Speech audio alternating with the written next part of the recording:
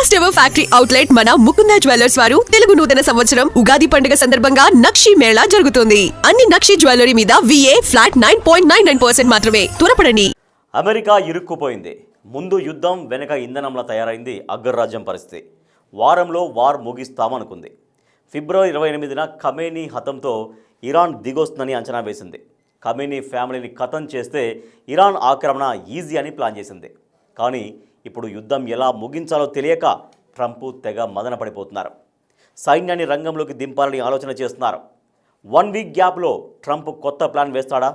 ఏదో పెద్దది జరగబోతుందనే భయాన్ని ఇప్పుడు ముందుకు ఎందుకు తోస్తున్నాడు? ఇరాన్లో ప్రభుత్వాన్ని పడగొట్టాలనేది అమెరికా టార్గెట్. ఖమేనీని లేపేసి ఆ దేశంలో ఉన్న వివిధ జాతులను వాడుకొని ఇరాన్ను గుప్పిట్లోకి తీసుకోవాలి అనేది అగ్రరాజ్యం అసలు ప్లాన్. కానీ ఈ ప్రణాళికలు పూర్తిగా వికటించాయి. అమెరికాకు ఎదురు దెబ్బలే మిగిలాయి. తప్పుడు అంచనాల ఫలితంగా తాను సృష్టించిన సంక్షోభంలో తానే చిక్కుకుపోయింది అమెరికా. పరిమిత నష్టంతో బయటపడేందుకు అమెరికా ఇప్పుడు నానా తంటాలు పడుతోంది. ఇరాన్ సర్కారుపై వివిధ జాతులు ఆగ్రహంగా ఉన్నాయి. సరైన టైం దొరికితే ఖమేనీని దించేయాలని ప్లాన్ వేశాయి. ఇందులో ప్రధానమైన గ్రూపు కుర్దులు. పరాక్రమవంతులుగా వీరికి పేరుంది. సిరియాలో ISISకు వ్యతిరేకంగా పోరాడేందుకు అమెరికా సైన్యమే కుర్దులకు శిక్షణ ఇచ్చింది. దేశం లోపల వెలుపల కూడా ఇరాన్ ప్రభుత్వాన్ని ఎదుర్కొనేందుకు వారు సిద్ధమయ్యారు.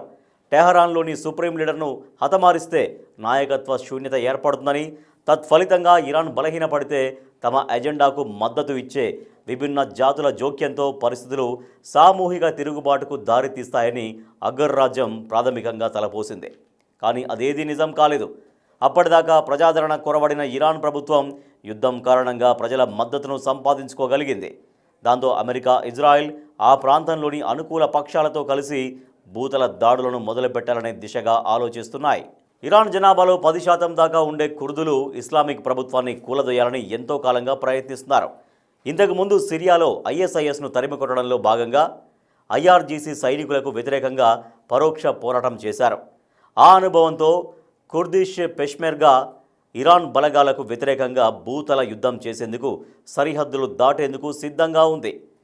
తుర్కీయే ఇరాన్ల మధ్య నలిగిపోయి తీవ్ర నిర్లక్ష్యానికి గురయ్యామనే అసంతృప్తితో ఉన్న కుర్దులు ఈ దాడుల్లో పాల్గొంటే తమకు భారీ ప్రతిఫలం దక్కుతుందని ఆశిస్తున్నారు. కుర్దుల తర్వాత ఇరాన్పై పోరాడేందుకు బలూచులను వాడుకోవాలని అమెరికా యోచిస్తోంది. వీరు పాకిస్తాన్కు వ్యతిరేకంగా స్వాతంత్ర్య పోరాటం చేస్తున్నారు.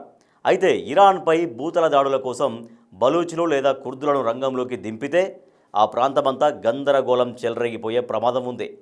ఆఫ్ఘనిస్తాన్ యుద్ధంలో అమెరికా ఇలాగే అక్కడి రెండో ప్రధాన వర్గమైన హజారస్కు శిక్షణ ఇచ్చి తాలిబాన్లకు వ్యతిరేకంగా ఉసిగొల్పింది. వారు 20 ఏళ్లకు పైగా పరస్పరం దాడులు చేసుకున్నారు. చివరికి అమెరికా వెనుదిరిగాక అస్థిరమైన శాంతి ఒప్పందం చేసుకున్నారు.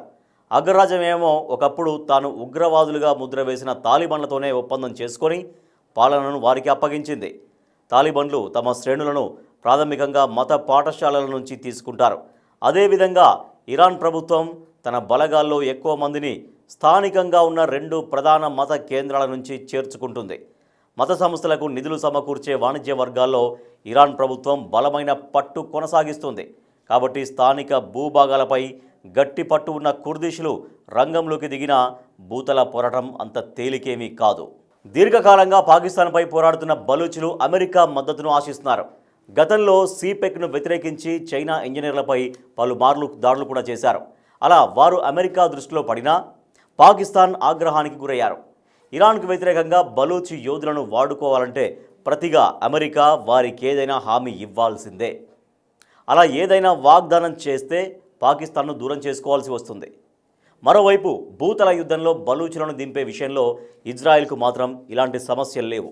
సుప్రీం లీడర్ మరణంతో ఇరాన్ విచ్ఛిన్నమవుతుందని అమెరికా ఊహించింది.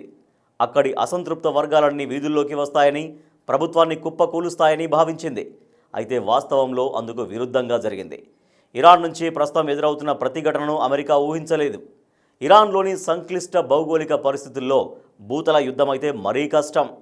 అమెరికా, ఇజ్రాయిల్లు అందుకు తమ సొంత సైన్యాలను పంపించాలనుకున్నా వ్యూహాత్మకంగా అది సరైన ఎత్తుగడ కాదు అని నిపుణులు స్పష్టం చేస్తున్నారు.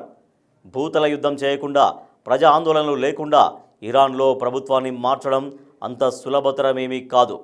ఇరాన్ తన మనుగడ కోసం పోరాడుతుండగా అమెరికా మాత్రం స్వప్రయోజనాలపై తప్పుడు అంచనాలతో తాను తీసుకున్న గోతిలో తానే పడింది.